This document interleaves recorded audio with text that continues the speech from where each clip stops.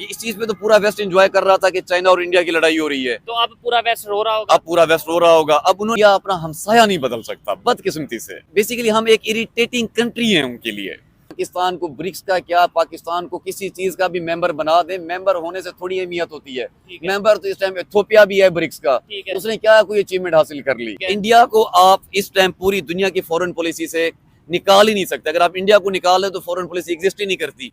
America और Europe को निकाल के पूरी दुनिया ब्रिक्स की मेंबर है। एशिया, अफ्रीका, रशिया, इतना बड़ा ब्लॉक मिलके अगर एक करेंसी निकालता है। ठीक है, आपने एक बात की, अमेरिका और यूरोप को साथ बीच में पाकिस्तान को भी डाल देंगे। अमेरिका, यूरोप और पाकिस्तान को छोड़ के बाकी सब कंट्रीज पाकिस्तान क्योंकि इकोनॉमिकली मैटर नहीं करता ना। दोस्तों ये तो आपको पता ही होगा कि रसिया के अंदर चल रही है ब्रिक्स मीटिंग, और दोस्तों इस मीटिंग में कुछ ऐसा हुआ है जिसे लोग न्यू वर्ल्ड ऑर्डर बोल रहे हैं। अभी तक पूरी दुनिया पर राज करता था अमेरिका अपने डॉलर की दम पर, क्योंकि अमेरिका ने अपने डॉलर को हथियार की तरह यूज किया था। लेकिन ब्रिक्स ने कुछ नया कर दिया है दोस्तों। ब्रिक्स ने अपनी नई एक ब्रिक्स करेंसी निकाली है, जिसका नोट भी बाकायदा पुतिन के हाथ में हमें देखने को मिलता है। और दोस्तों अगर ये लागू हो जाती है तो भाई बहुत बड़े मार्केट से डॉलर आउट हो जाएगा, और इसका सीधा असर अमेरिका के जो पूरी दुनिया पर रूल करता है ना उस पर बनेगा। और सबसे बड़ी बात जो बीच में निकल कर आ रही है ना, इन सब चीज़ों में पूरी दुनिया में जो युद्ध चल रहे हैं, इन सब का चौधरी जो पहले कभी अमेरिका अपने आप को मानता था, लेकिन इस टाइम इंडिया बना हुआ है। तो इसको लेकर बहुत सारे लोगों के पेट में भी दर्द है। लेकिन चलिए हम पाकिस्तान चलते हैं, पाकिस्तानियों से जानते हैं भाई इस ब्रिक्स समिट को लेकर उनके क्या ओपिनियन है। बेसिकली मैं इसको इस तरह से देखता हूँ, ये जो इवेंट था ना एससीओ का, अगर ये इवेंट जो अगर आप इसको लास्ट ईयर देखें, ठीक है, जब लास्ट ईयर इंडिया ने इसको होस्ट किया तो वहां पे उन्होंने इसी तरह जैसे ब्रिक्स के अंदर अभी उन्होंने काफी सारी चीजें हासिल की, तब उन्होंने इंडिया में भी हासिल की थी। ठीक है, इस बार उनको जो एक होस्टिंग कंट्री था ना पाकिस्तान, इस प्लेटफॉर्म पे वो मतलब कंफर्टेबल नहीं थे कोई डील्स करने के लिए। होस्टिंग कंट्री उस तरीके से खेल नहीं पाया, उस तरीके से होस्ट नहीं कर पाया, फायदा नहीं उठा पाया। अच्छा, ब्रिक्स में अभी खबर ये आ रही है कि भाई इंडिया, ईरान जो सा वो परमानेंट मेंबर बन गया है। पहले ऑब्जर्वेशन में था, अभी परमानेंट मेंबर बन गया, और ये मिलके रशिया के साथ मिलके कोई कॉरिडोर भी बनाने जा रहे हैं। ट्रू, बिल्कुल ये बना रहे हैं। ये आपका कह लें रशिया, आपका ईरान और इंडिया, ये बना रहे economic corridor, just like Pakistan में चाइना पाकिस्तान इकोनॉमिक कॉरिडोर है। अब ये एक नया इकोनॉमिक कॉरिडोर आ रहा है और इसके मेंबर हैं इंडिया, रशिया एंड ईरान। अब आप ये देख लें कि ईरान के अंदर तो इंडिया की बहुत ऑलरेडी अच्छे मतलब उनके ताल्लुकात भी हैं, इन्वेस्टमेंट भी है, चाबार पोर्ट भी है उनके पास। तो इस कॉरिडोर के जरिए वो मिडल ईस्ट में एंट्री करेंगे, सेंट्रल एशिया में, और वहां से फिर आप मिडल ईस्ट में जाएं या यूरोप में जाएं, जिस तरफ भी जाएं।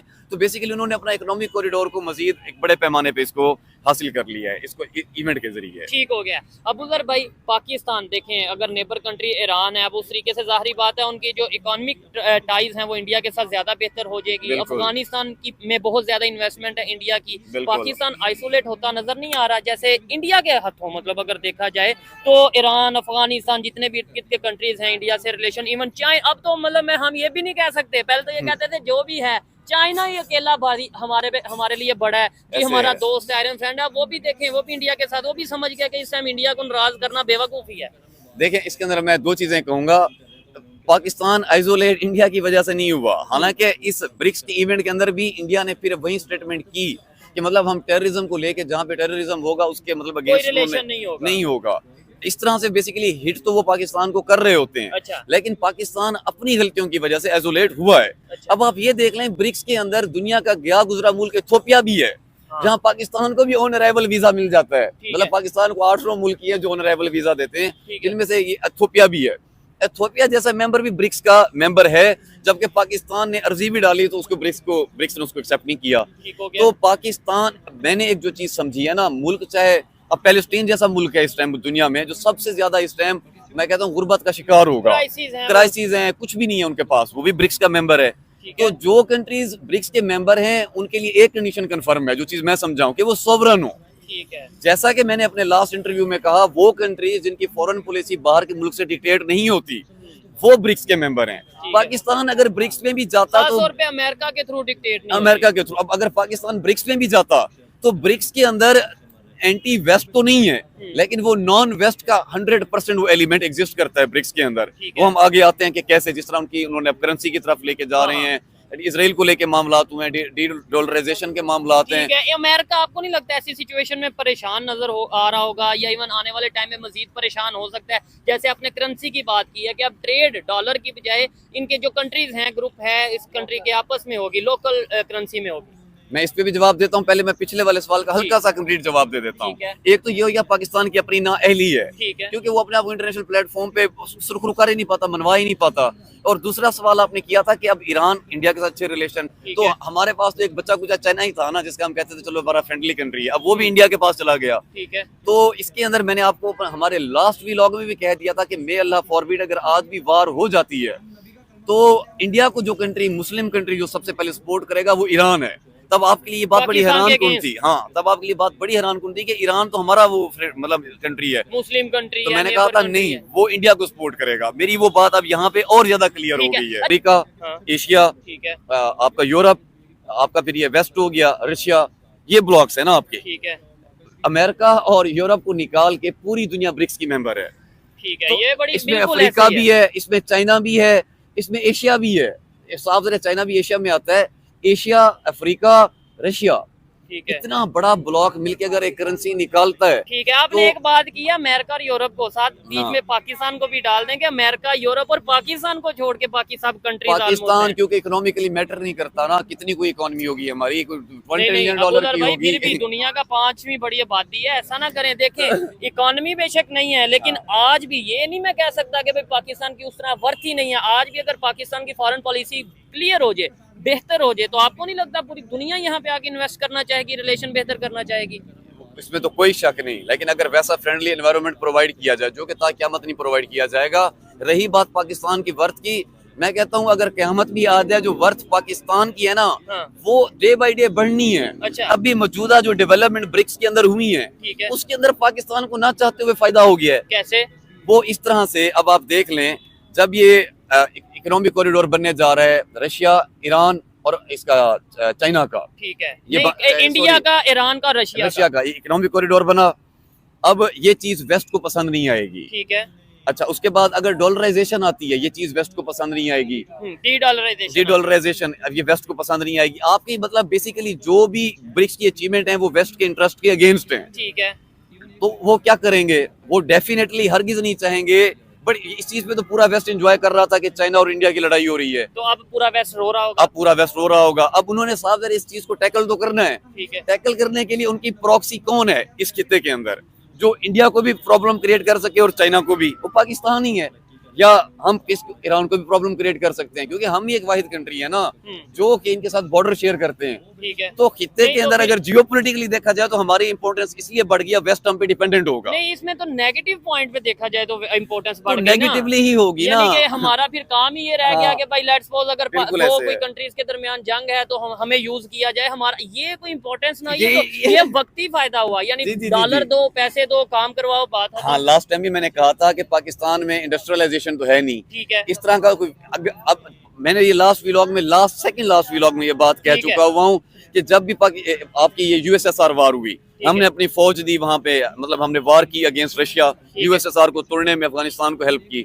उसके बाद आपकी 1970 वाली वार आई। जब वार आई, मतलब कारगिल हुआ, वार अगेंस्ट टेररिज्म हुआ, ये जितनी भी वार अगेंस्ट टेररिज्म तो 2020 में खत्म हुई ना। जब ये आती थी तो हमारे एकदम रिजर्व बढ़ जाते हैं। तो हमारे मुल्क की इकोनॉमी का जो मॉडल है वो है ही यही कि जंग हो और डॉलर है। लेकिन अब आप ये देख लें, अकेला एक ही मुल्क है पूरी दुनिया में जिसके इस टाइम इसराइल से भी अच्छे ताल्लुकात हैं, ईरान से भी अच्छे ताल्लुकात हैं। जबरदस्त ईरान खेल है, मतलब हाँ, ऐसी उनकी फॉरेन पॉलिसी है, ऐसी उनकी स्ट्रेटेजी है कि, और इवन इसके अलावा रशिया से भी बेहतर है, यूक्रेन से भी बेहतर है। रशिया और यूक्रेन, उन्होंने तो अपने एम्बेसडर को वहां से इसराइल से वापस बुला लिया। लेकिन वाहिद इस टाइम दुनिया में एक ही इंडिया कंट्री है जिसके एम्बेसडर इस टाइम इसराइल में मौजूद हैं और ईरान में भी मौजूद हैं। तो ये बात ईरान को भी बहुत अच्छे से पता है कि ईरान और इसराइल वार के अंदर इंडिया कितना बड़ा रोल प्ले कर सकता है। जब आपके एम्बेसडर ही नहीं रहे, टेबल टॉक ही आपने खत्म कर दी, तो वार, क्योंकि जितनी भी वार हो जाए खत्म तो टेबल टॉक पे होनी है। तो टेबल टॉक का इस टाइम जो एक वाहिद मीडिएटर है जो आपका एज अ कैटलिस्ट काम कर सकता है वो इंडिया है। इंडिया को आप इस टाइम पूरी दुनिया की फॉरेन पॉलिसी से निकाल ही नहीं सकते। अगर आप इंडिया को निकाल लें तो फॉरेन पॉलिसी एग्जिस्ट ही नहीं करती। आपकी ईरान इसराइल वॉर इंडिया, आपकी यूक्रेन रशिया वॉर इंडिया, और इसी तरह अब आप किसी भी पर्सपेक्टिव से मिडल ईस्ट में आप चले जाएं, ठीक है। इवन अब तो हम ये भी कह सकते हैं कि रशिया और अमेरिका वार इंडिया, इंडिया चाइना और अमेरिका वार इंडिया, तो मिडल ईस्ट को भी देख लें, इसराइल मिडल ईस्ट की प्रॉब्लम है ना, ठीक है, तो इंडिया, ठीक है, हर जगह इंडिया मजबूरी बन चुका है। इंडिया के जरूरत बन बगैर चुका है। ये 5 वार 4-5 जो भी वार चल रही है मुल्क के अंदर, दुनिया के अंदर, इनको जब भी खत्म करना पड़ेगा तो सबसे पहले जो नंबर 1 चॉइस होगी वो प्राइम मिनिस्टर नरेंद्र मोदी होंगे, ठीक है। जयशंकर होंगे, अजीब डोवल, ये इनके बहुत एक्सपर्ट टीम। अच्छा आप ये देख लें वो अपनी कितनी एक्सपर्ट टीम साथ लेके गए, ठीक हो गया। यहाँ से अंदाजा हो रहा था कि वो यहाँ से डेफिनेटली बहुत बड़ी अचीवमेंट्स लेके आएंगे और सीरियस हैं। और ब्रिक्स की बड़ी अच्छी बात पता है क्या थी, एससीओ के अंदर किसी की भी बायलैटरल मीटिंग नहीं थी आपस में, ठीक है, ब्रिक्स के अंदर सबकी आपस में बायलैटरल मीटिंग है। रशिया के पुतिन जो हैं वो चाइना के उसके साथ प्रेसिडेंट के साथ बायलैटरल मीटिंग कर रहे हैं, ठीक है, इंडिया के जो प्राइम मिनिस्टर हैं वो रशिया के प्रेसिडेंट के साथ बायलैटरल मीटिंग कर रहे हैं, फिर वो चाइना के प्रेसिडेंट के साथ बायलैटरल मीटिंग कर रहे हैं, ईरान के साथ कर रहे हैं, अब रिसेंटली उसके अंदर फिर वो इजिप्ट ने ज्वाइन किया है। अब इजिप्ट इतनी रिस्पेक्ट करता है कि वो पांव पे हाथ रख के मिलता है। ठीक है। इंडिया के प्राइम मिनिस्टर ने जब विजिट हाँ। किया था, no doubt highest civil award भी दिया। अच्छा अबूजर भाई, इधर एक बात मैं और कहना चाहूंगा, ये जो अभी चाइना और इंडिया के रिलेशन पूरी दुनिया में खबर चल रही है कि भाई टेबल टॉक हुई है, शायद रिलेशन बेहतर हो। 2019 यानी 5 साल पहले भी ऐसा ही हमें देखने को मिला था कि चाइना के प्रेसिडेंट इंडिया आए थे, टेबल टॉक हुई थी और इस तरह मामला हुए थे, लेकिन उसके कुछ ही टाइम बाद गलवान के जो मुकाम पे ऐसी पोजीशन, ऐसी सिचुएशन बनी कि दोनों फौजें आपस में, चाइना और इंडिया की फौजें आपस में हाथापाई होती नजर आई और इस तरीके से होता नजर आया, मामला खराबी की तरफ, रिलेशन खराबी की तरफ गए। क्या समझते हैं सर देखें, अब ये एक पॉजिटिव डेवलपमेंट है, ठीक है, उनकी लड़ाई हुई, उनके मामलात बने, 5 साल ताल्लुकात डिस्टर्ब रहे, ठीक है, दोनों कंट्रीज ने हार्ड लेसन जो था वो लर्न कर लिया। ठीक है, दोनों कंट्रीज का जो माइंडसेट है, जो विजन है, वो है ट्रेड को, बिजनेस को, इकोनॉमी को बूस्ट करने के लिए। उनको दोनों कंट्रीज की इकोनॉमी इतनी मैटर करती है कि उसके लिए उन्होंने लाइन ऑफ एक्चुअल कंट्रोल का जो मामला है ना, दोनों ने उसके ऊपर फ्लेक्सिबिलिटी दिखाना शुरू कर दी है। और चाइना को शायद ये समझ आ गई है कि इंडिया और पाकिस्तान में फर्क है। जैसे हम पाकिस्तान को डील कर रहे हैं, ट्रीट कर रहे हैं, वैसे इंडिया को नहीं कर सकते। मतलब कि हम ये बताएं कि हम टेक्नोलॉजी, इकोनॉमी में आगे हैं, ये है क्या इंडिया इस प्रेशर में आ रहा है चाइना के मामले में? हाउ कम पॉसिबल, कभी भी नहीं। अब यहाँ पे जब वो आते हैं पाकिस्तान के अंदर, अभी रिसेंटली भी डेलीगेशन आया हुआ था, हमारे गवर्नमेंट के बंदों के साथ तो बैठ के उन्होंने डील नहीं की। ठीक है, वीडियो आप देख लें किन के साथ उन्होंने बैठ के डील की है। पाकिस्तान के साथ जो डील करने का तरीका है वो उनको पता है, वो एक डर्टी पॉलिटिक्स है, वो एक डिफरेंट तरीका है, वो ले देर के होता है। जो इंडिया के साथ हमारा जो चाइना का जो ट्रीटमेंट है वो डेमोक्रेटिक है, तो डेमोक्रेटिक कंट्रीज डेमोक्रेटिकली तरीके रिस्पॉन्ड करती हैं। ठीक हो गया, लेकिन ये चाइना में तो डेमोक्रेसी नहीं है, इंडिया तो डेमोक्रेटिक है, ठीक है, तो इंडिया का डेमोक्रेटिक फॉर्मेट वो समझ गए हैं और इंडिया ने अपनी वर्थ इतनी बनाई है। इंडिया इस टाइम किसी को आइसोलेट करने की कैफियत रखता है। अच्छा मुझे एक बात बताएं, वेस्ट भी तो इस टाइम चाइना के खिलाफ है ना, वेस्ट को चाइना को पसंद तो नहीं करता, उनके लिए भी चाइना बहुत बड़ी प्रॉब्लम है। तो एट अ टाइम क्या चाइना दुनिया की इतनी बड़ी इकोनॉमी इंडिया को भी अपनी प्रॉब्लम बनाना चाहेगा? पॉसिबल नहीं है। क्यों बनाएगा? तो उसको किसी को तो, चाइना को किसी एक ब्लॉक का तो मेंबर बनना होगा ना, सिर्फ मेंबर नहीं, लीडिंग मेंबर। वेस्ट का मेंबर लीडिंग मेंबर तो बनने से रहा, वेस्ट का अगर वो ब्लॉक ज्वाइन करता है चाइना, वहां पे वो लीडर नहीं होगा, वहां पे वो फॉलोअर होगा। ये जो नया ब्लॉक बन रहा है इसके अंदर वो लीडर की किफियत में, लीडर की लिस्ट में होगा। ब्रिक्स को वेस्ट को नाराज करने की क्या जरूरत है इंडिया को? फिर भी उन्होंने किया, लेकिन किस तरीके किया कि हम रशिया से ऑयल इसलिए लेंगे क्योंकि वो हमारे अवाम के उसमें हक में बेहतर है। ठीक है, वो ईरान के साथ क्यों करते हैं ट्रेड कि इसके जो प्रोडक्ट हैं वो हमारे मुल्क की अवाम के लिए बेहतर हैं, उनको इकोनॉमिकल पड़ते हैं। इंटरेस्ट तो वो अवाम का रख रहे हैं, साथ ही नहीं रख रहे। और फिर कहीं ना कहीं आप ये देखें कि फिर भी रशिया से ऑयल लेने के बावजूद भी जब इंडिया का प्राइम मिनिस्टर अमेरिका के विजिट पे जाता है तो बड़ा प्रोटोकॉल मिलता है, स्टेट लेवल का प्रोटोकॉल, रेड कारपेट मिलता है। इसका ये मतलब नहीं कि अमेरिका के अच्छा मैं आपको बताऊंगा, यूएसए के जी लो जी मैं तो सुपर पावर हूँ, तुमने बात नहीं मानी, या तुम्हें पता नहीं है रशिया के साथ मेरी जंग चल रही है, फिर भी तुम ऑयल जो है वो ले रहे हो, तो मैं तुम्हें बताऊंगा जी। इसलिए है ये। अब अगर सेम चीज करता पाकिस्तान तो पॉसिबल है। पाकिस्तान के प्राइम मिनिस्टर तो सिर्फ विजिट किया तो वो जेल में चले गए हैं। ये तो जेल में नहीं, रिजीम चेंज हो गया। हाँ। तो पता है होता क्या, पाकिस्तान को ऐसा ट्रीट क्यों करते और इंडिया को ऐसा ट्रीट क्यों कर रहे हैं? अच्छा, अगेन वही बात है, उनको पता है कि पाकिस्तान में जो गवर्नमेंट आती है वो इलेक्टेड नहीं है, वो डेमोक्रेटिक नहीं है। अच्छा, जो इंडिया में गवर्नमेंट आती है वो डेमोक्रेटिक है। अब डेमोक्रेटिक से क्या मुराद है कि अवाम की जो नुमाइंदा हुकूमत है ये वो है। अगर हम इनके लीडरशिप के अगेंस्ट कोई रिजीम चेंज या इस तरह की कोशिश करते हैं तो इनके बैक एंड पे इनकी पब्लिक खड़ी है। पहले वो कोशिश करेंगे कि इस मुल्क की पब्लिक को आपस में तोड़ें, जब उनको लगेगा कि इस पब्लिक का सपोर्ट इस प्राइम मिनिस्टर से हट चुका है, ठीक है। तब फिर देखिए आप उस प्राइम मिनिस्टर का क्या हाल करते हैं। सो गाइस, वीडियो देखकर आपको कैसा लगा? आप अपने ओपिनियन कमेंट बॉक्स में ज़रूर कमेंट करें। साथ ही साथ इस वीडियो को लाइक और चैनल को सब्सक्राइब करें ताकि हमारी रीच बढ़े और लोग भी हमारी वीडियो देखकर एंटरटेन हो। तो चलिए दोस्तों, मिलते हैं किसी और वीडियो में, तब तक के लिए जय श्री राम।